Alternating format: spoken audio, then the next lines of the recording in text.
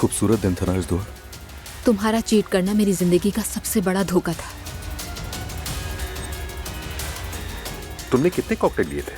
मैंने 2 लिया और रमीज ने भी 2 लिया। ये तो पानी का भी बिल ले रहा है। कोई मसला है तो मैं देख लूं। चलो कम से कम सर्विस चार्जेस तो शामिल है, मुझे अलग से टिप नहीं देनी पड़ेगी। उमर तुम ठीक हो ना? बीवी भी कहती है कि मैं इन दिनों कुछ बदला बदला सा हूँ, मेरा रवैया अलग सा हो गया है।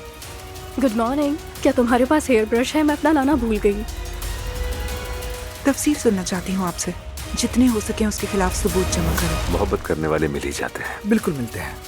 ये अलिफ साहबा हमारे लिए बहुत अजीज और मोहतरम है। तो मैं आपसे अलिफ का हाथ मांग लेता हूँ। अच्छा ख्याल है भाई, और ये ज़ैनब को भी पसंद आएगा।